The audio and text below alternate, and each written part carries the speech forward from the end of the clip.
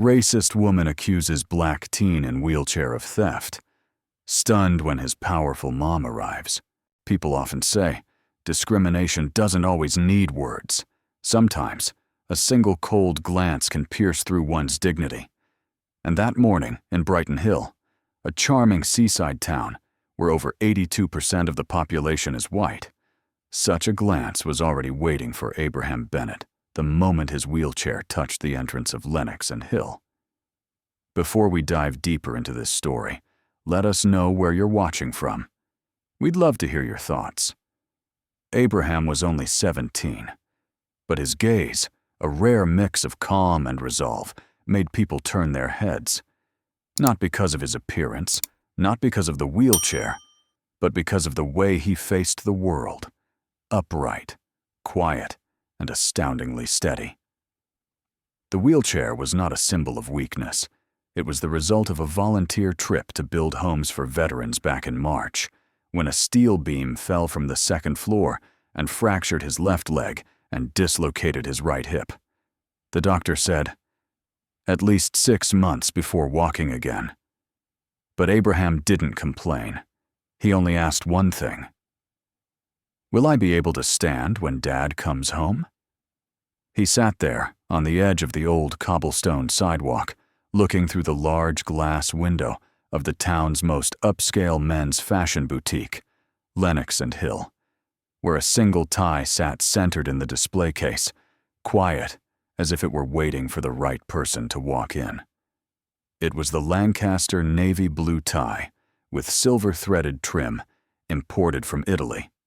Price tag, $399.95 before tax.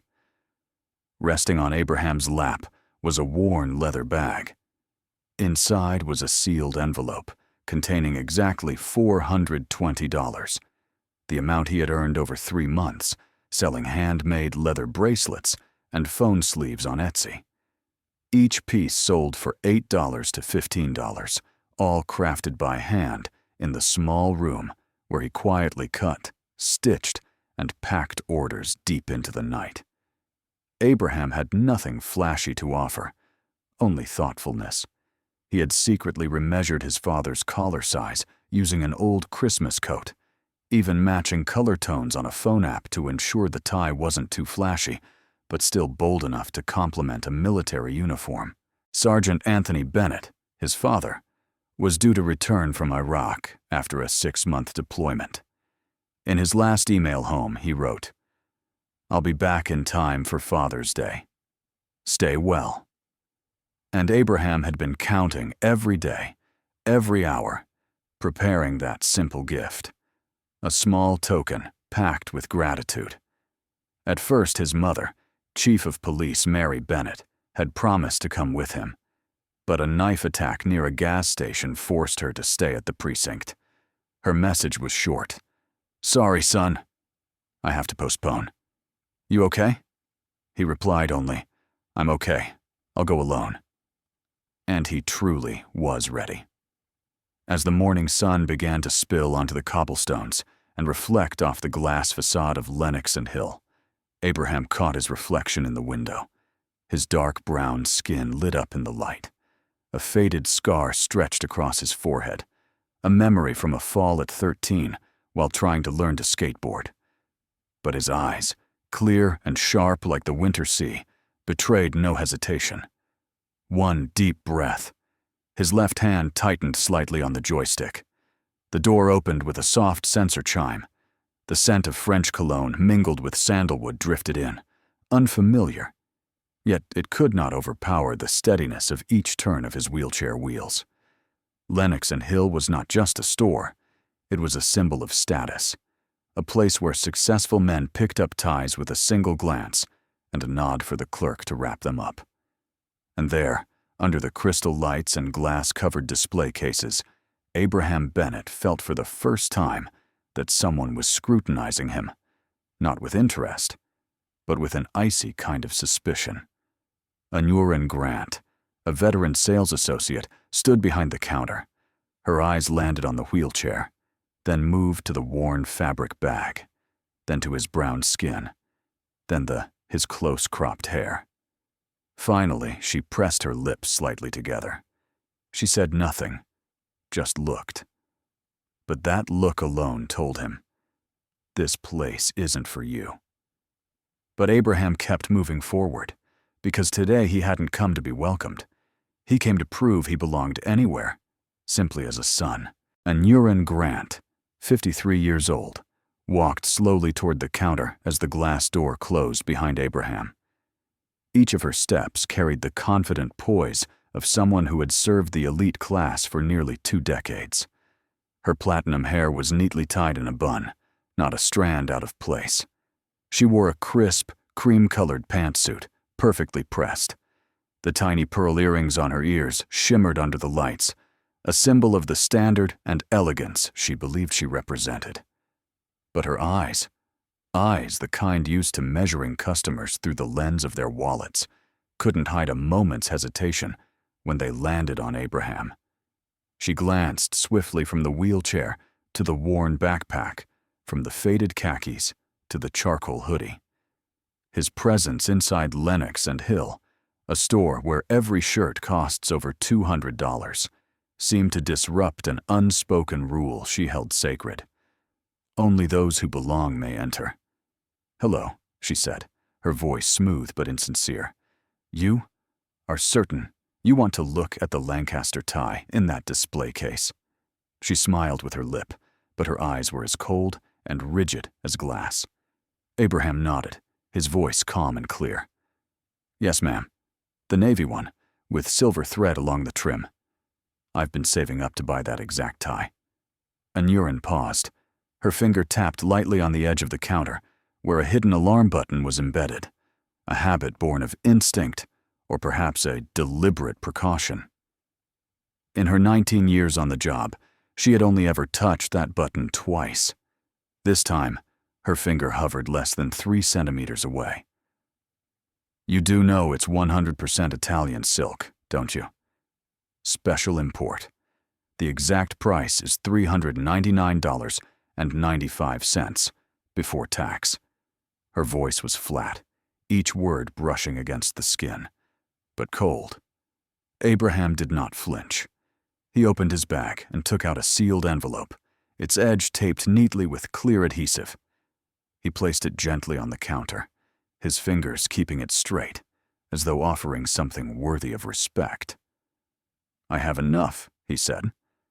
"I saved for 3 months." Anurin didn't touch the envelope. Instead, she tilted her head, her eyes gleaming with the kind of mockery that hears a story too absurd to believe. "And how did you earn this money?" Abraham took a deep breath. The question didn't surprise him. "I make leather bracelets and phone cases. By hand. I sell them online." "Online business," she repeated, as if tasting an unfamiliar dish. She let out a short laugh, not amused, but almost contemptuous. This generation, so good at dreaming. For a moment, the air between them thickened. No longer an employee and customer. Now, it was a silent test of origin, of dignity, of whether one had the right to be present or not. Abraham stayed composed, but the tightening of his jaw, the sharpening of his gaze, and the grip on his wheelchair armrest made it clear. He understood exactly what was happening. Anurin, still not letting go, folded her arms across her chest. "I'm just checking," she said, voice saccharine to the point of being false.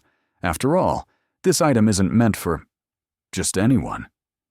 That line, like a velvet-wrapped blade, landed on Abraham, but it didn't draw blood, because he was used to it. He had heard such things in the library, at the airport, in classrooms, places where his very presence was constantly questioned, simply because he was black. And now it was happening again, once more, in a store he had hoped would be a place of beauty. But instead of Italian silk and crystal lights, the first thing he had to confront was the accusatory gaze of someone who had never once believed they held prejudice. But in truth, she didn't need to believe it. All she had to do was look. Abraham kept the same calm tone his mother had taught him over the years. "May I take a look at the tie, please?" he asked again, once more emphasizing his politeness. No demands, no pressure. But across the counter, Anurin continued to assert what she believed was the authority of refined service. She unlocked the glass case with a key already inserted in the corner slot, moving slowly, theatrically. She bent down, reached through the velvet tray, and lifted the Lancaster tie as if handling a 15th century Egyptian relic, delicate on the surface, but laced with silent warning underneath. "Careful," she said, not bothering to hide her condescension. "Its value is about twice your part-time wages for the year, if you even have a job." Abraham didn't respond. He didn't need to. His eyes, clear, unwavering, simply followed the silver-threaded edges lining the navy silk. He picked it up with both hands, gently, reverently, as if this moment had been rehearsed for weeks. And in truth, it had. He pictured his father, Anthony Bennett, walking through the front door, uniform still dusty from the Middle East, smiling as he received this small gift from his son. A moment that might seem simple to some, but to him it was worth far more than $420.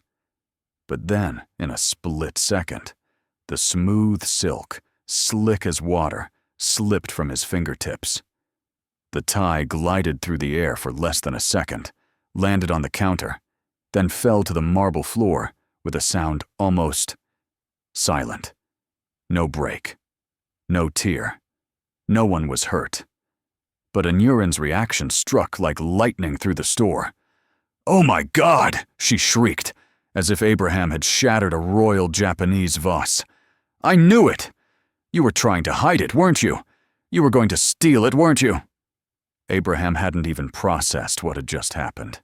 He hadn't picked it up yet, hadn't spoken a word of defense before Anurin lunged for the internal phone. Her fingers dialed a short code. Her voice echoed across the store like a fire alarm. "Emergency. Black male, in a wheelchair. Attempted theft in progress. Immediate response." Heads turned.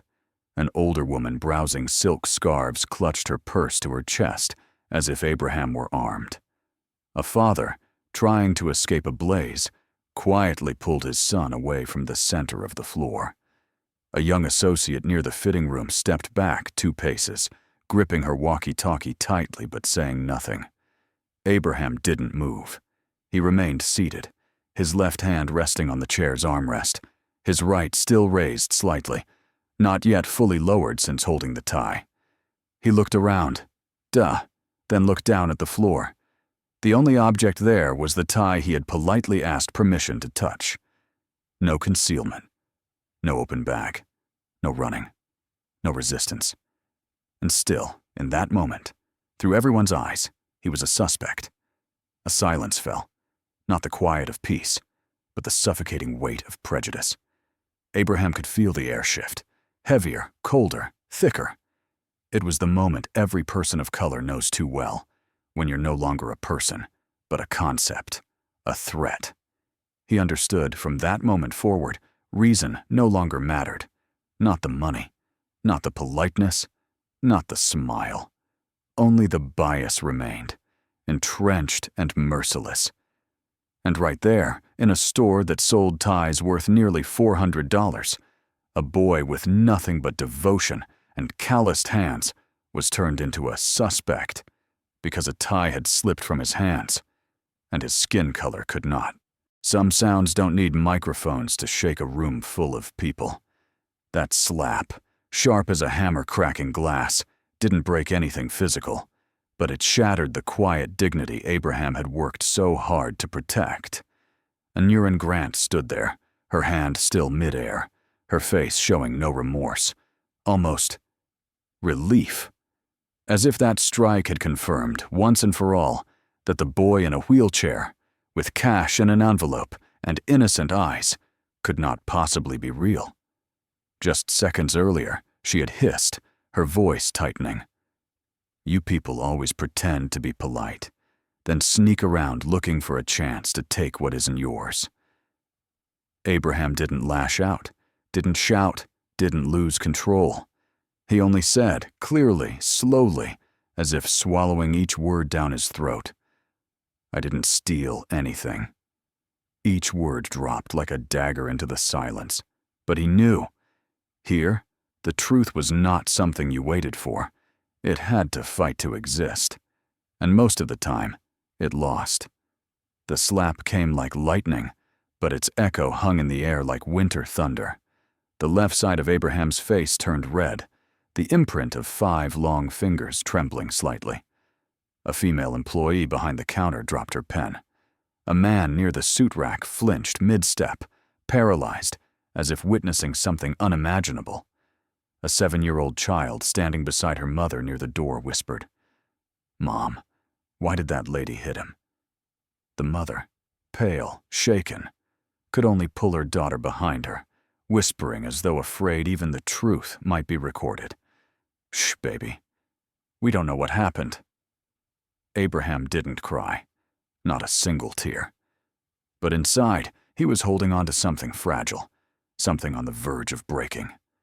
He looked up, eyes locked on Anurin, not pleading, not accusing, just pure clarity, brutal and unwavering. It was a gaze that said, "I know exactly who you think I am, and I'm tired of having to prove otherwise." "You can't keep faking innocence," Anurin continued, her voice now sermon-like. "You people always think you're fooling someone." From outside, the sound of sirens cut through the air and leaked through the thick store windows. Flashes of blue and red lit the crystal ceiling like Judgment Day's arrival. Abraham took a slow breath, one deep rhythm. Then he pulled out his phone from the bottom of his bag. No need to search for names. No panic. His finger tapped the 1-starred contact. "Mom." When the other end answered with a simple, "Hello," he said only 5 words. Calm, cold. "Mom, it's happened. Lennox and Hill." Then he ended the call. Everyone in the store looked at each other. No one dared to ask anything, but all of them could feel something was coming. Something bigger than them. Something none of them were brave enough to stand beside. Anurin didn't flinch. She stood firm, as if she were the lead in a grand play, the spotlight on her, about to receive a Medal of Honor for protecting the store. Abraham looked at her one last time. "I'm not going to apologize," he said, his voice low enough for her alone, but strong enough that nearby customers would never forget. "Just for being myself." Then he gripped the armrest, not out of fear, but in preparation. Because in the next few minutes, truth would walk in, not with tears, but with high-heeled police boots, a gleaming badge, and the voice of a black woman. No one would dare underestimate. The world often needs just 1 second to impose guilt on the innocent, especially when that person is a black teenager. And this morning, with just 1 phone call, 1 slap, and 1 pointed finger, Abraham Bennett found himself standing at the fragile boundary between dignity and prejudice. The front door of Lennox and Hill swung open once more. 2 police officers entered with the familiar bearing of uniformed authority. Daniel Miller walked in first, a man in his 50s, heavy-set, broad-shouldered, with cropped silver hair and a badge that gleamed under the crystal lights. Behind him was Isaac, leaner, in his 30s, eyes sharp like a half-drawn blade, younger, but already carrying the guarded edge of experience. "There!" Anurin screamed, as if unmasking a terrorist. "That's him! He tried to hide the tie under his leg! I saw it!" No need for confirmation, no need for questions. Daniel marched toward Abraham with the mechanical readiness of someone carrying out a protocol he'd followed for 22 years. "Place your hands on your knees," he said, his voice void of tone. "Do not move." Abraham didn't budge. His hands remained on the armrest. His eyes weren't angry, weren't panicked, just the gaze of someone who understood that one wrong breath could end everything right here. "I didn't do anything wrong," he said, this time a little louder, as if he needed to remind the world, and maybe himself, to hold on. Isaac, trailing a step behind, slowed. His eyes swept across the table, the sealed envelope of cash untouched. The tie is still on the floor. The boy in the wheelchair had nothing on him but calm eyes and a 17-year-old face. Something felt off. "You'll have your chance to explain at the station," Daniel cut in, his voice cold as steel. His hand moved toward his cuffs. The metal was just about to click. But before the sound could strike, the glass doors opened again. Not with the light sound of footsteps, but with a shift in air pressure that seemed to change the room. A wave of power entered, carrying something no one in the store had expected. A mother in full command uniform. Mary Bennett, chief of police in Brighton Hill, 6 foot tall, shoulders squared, a face lined with the clarity of someone who had overseen over 300 state-level investigations, walked in with purposeful strides. She didn't yell. She didn't rush. She didn't need any grand introduction. Just one sentence, firm, resonant, toppled every structure of power hastily built in that room. "I'm Mary Bennett, chief of police for Brighton Hill. And that boy, he is my son." The entire space froze. Time seemed to reverse. Daniel Miller stood rigid, like someone doused with cold water. His hand still gripped the cuffs, but they wouldn't lift. His back stiffened. His eyes flicked toward Abraham, not as a suspect anymore, but as the child of someone he dared not cross. Isaac gave Daniel a subtle tug of the chin, as if to ask, "Do we proceed?" But no one answered. Anurin Grant visibly turned pale. The lips that had shouted seconds ago now shut as if glued shut. She tried to smile, tried to stand tall, but failed. She stood like a porcelain statue tilted on a stone counter. Abraham turned his head. He didn't smile. He didn't nod.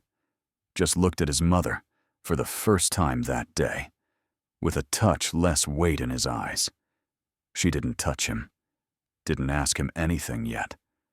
She simply stood there, eyes fixed on the 2 officers, especially Daniel Miller, and said, "I hope you have a truly reasonable explanation for why a child who hadn't been asked a single question was about to be handcuffed."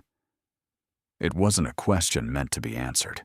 It was tossed into the room like a flare, exposing a truth that couldn't be denied. In this moment, in this space, the person who held the real power was the Black mother standing in the middle of a silent room.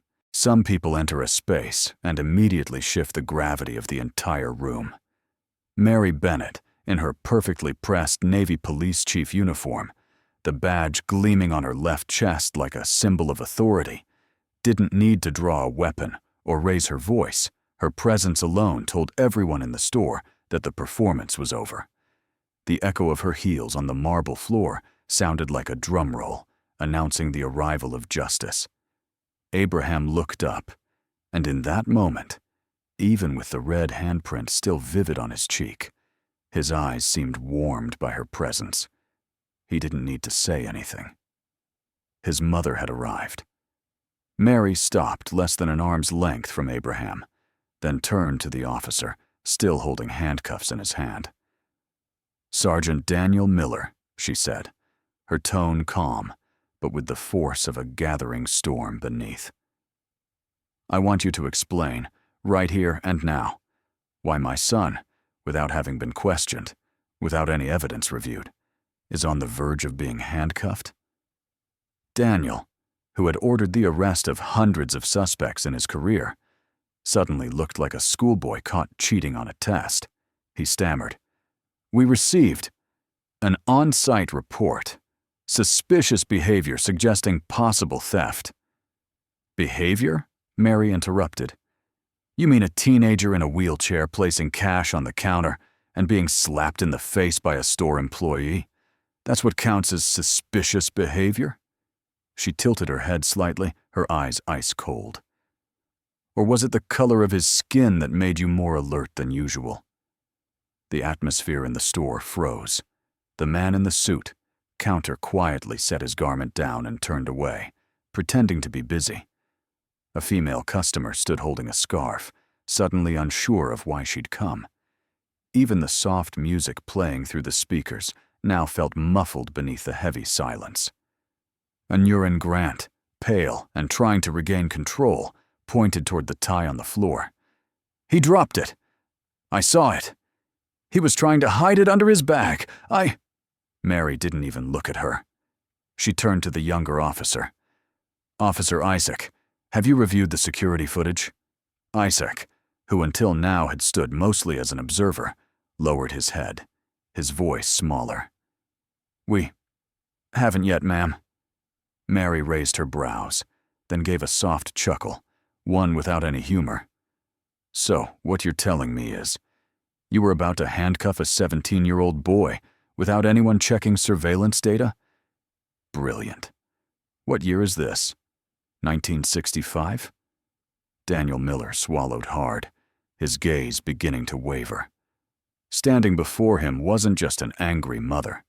It was the head of Brighton Hills law enforcement, someone who had the authority to demand a written reprimand by morning and bring him before a disciplinary panel within 24 hours. Behind the counter, a young female employee, clearly never having witnessed anything like this, stood trembling beside the still-lit POS machine. No one was buying anything now. The store had been drawn into a kind of unofficial courtroom. No jury, but justice was quietly tolling its bell. Mary turned her head, for the first time looking directly at Abraham. One glance, enough for him to know she understood, enough to remind him he wasn't alone. Then she turned back, her voice low but firm. Call the store manager. Request the full footage from 9 a.m. until now. I want to see it with my own eyes, and I want to see it immediately. Isaac turned at once and hurried toward the back storage room. He didn't wait for orders, because he knew. Once the truth is captured on video, it doesn't need permission to exist. Meanwhile, Anurin clenched both hands, her face trembling but still refusing to yield. No need for cameras. I know what I saw, she hissed. People like him?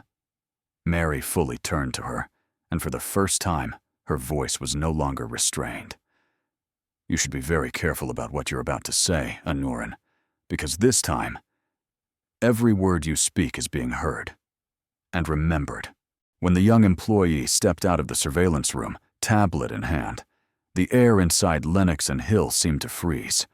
He looked to be in his 20s, his face pale, eyes cast downward, as if he were carrying evidence of a crime that had yet to be named. The tablet was carefully placed into Officer Isaac's hands. No one said a word.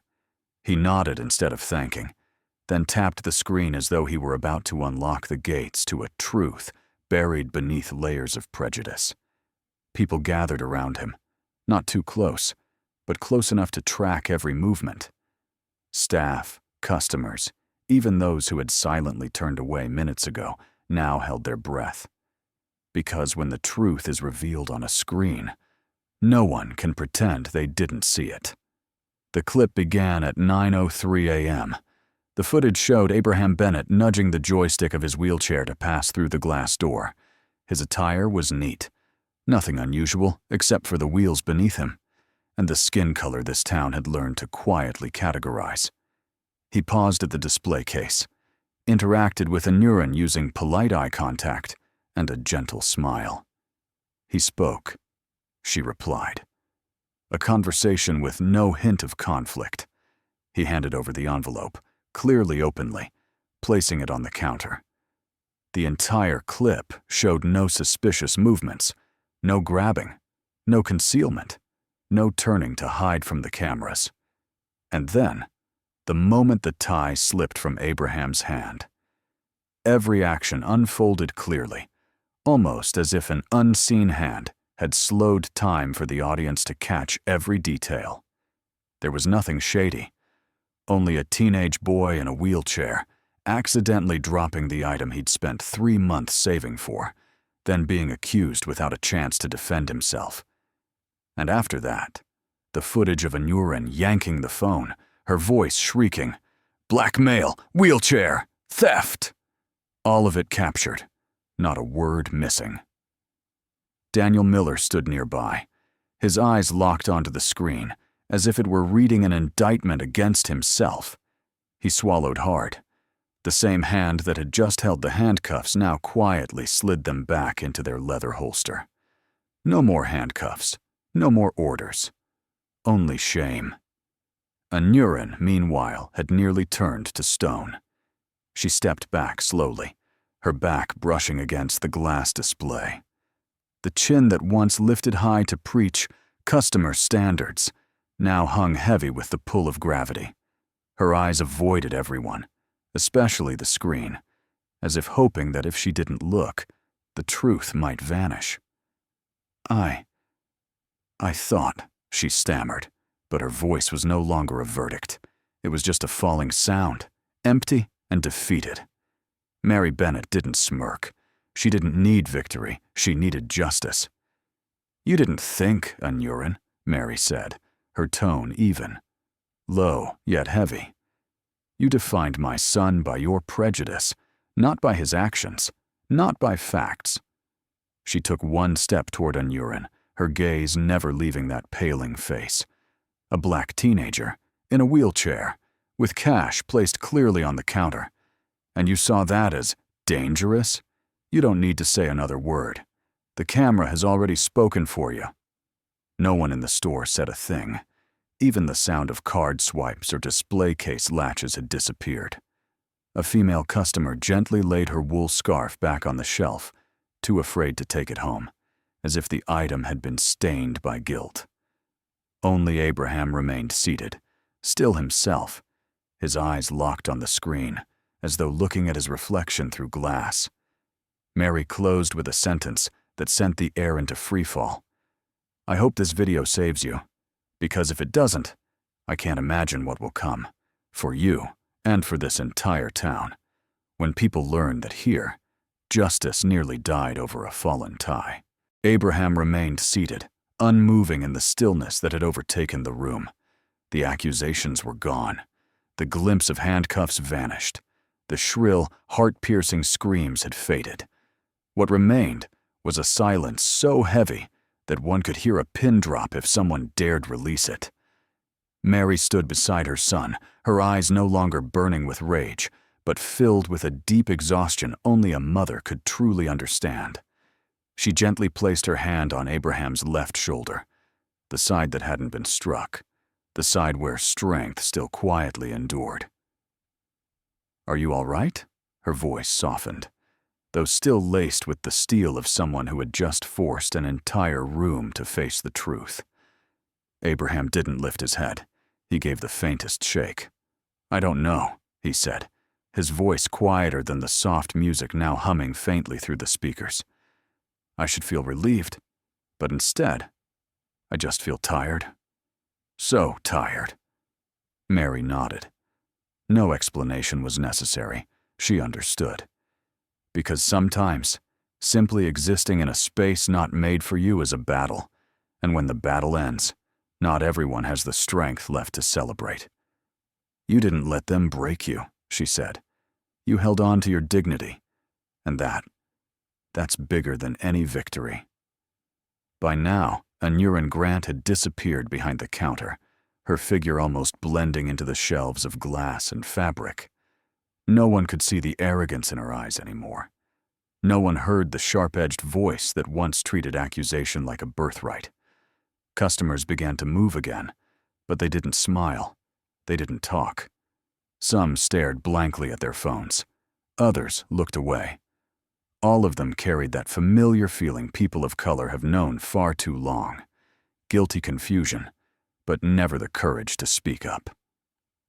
On the way to the door, A middle-aged man in a gray suit and red tie stepped in close, his voice low, as if afraid others might hear. I'm sorry, son. I was wrong to stay silent." Abraham didn't answer. He only nodded. A cold, full nod. He didn't need late apologies, because no apology could erase the look of suspicion.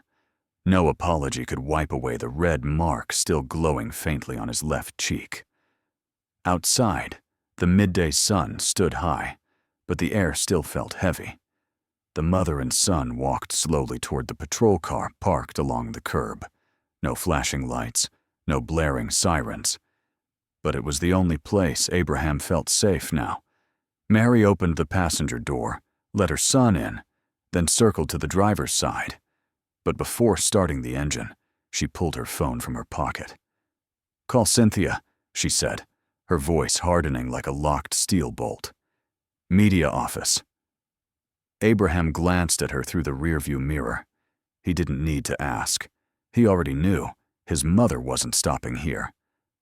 "I want a formal report, complete, public. Unurine Grant's name must be included in the internal bulletin, and Sergeant Daniel Miller initiate an immediate investigation. The entire misconduct process. I want it to be transparent." She hung up the moment she finished.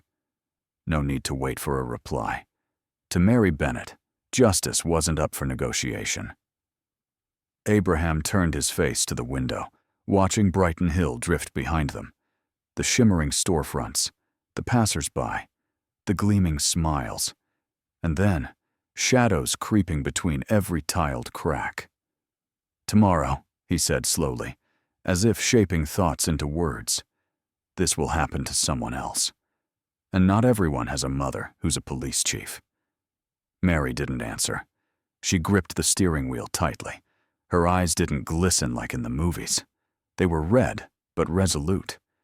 Because her son's words were the truth, she had lived for over 20 years in uniform.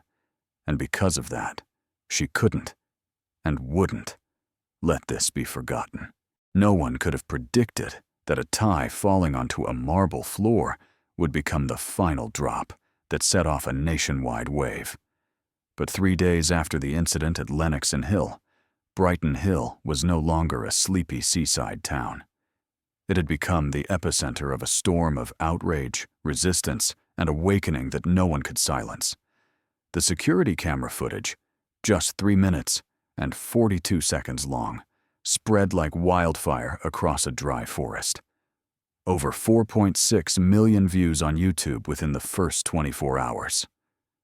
The hashtag #, Justice for Abraham, trended at #1 on Twitter for 2 consecutive days.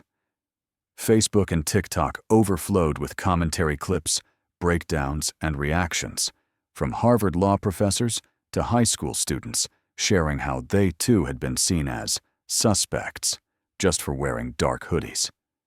CNN aired the entire clip. NBC invited Mary Bennett for a morning interview. A Georgia state senator, known for steering clear of any social movement, shared the video on his page with the caption, "This isn't just a store. This is America in the mirror." Inside Lenox and Hill, the aftershocks exploded. Unurine Grant was suspended without pay, immediately following an emergency meeting with the regional board. Sources revealed that she submitted a personal early retirement request, a euphemism for stepping down before disciplinary action. Sergeant Daniel Miller was formally placed under mandatory internal investigation by the state's Department of Internal Affairs for violating detention protocols and racial bias in conduct. A still image of him standing with handcuffs before Abraham went viral, becoming a symbolic snapshot of a larger issue, prejudice in uniform. On Yelp and Google reviews, Lenox and Hill's rating plummeted to 1.2 stars in just 2 nights. The comments cut like blades through the store that once prided itself as the pinnacle of high-end men's fashion. Fashion can't cover racism.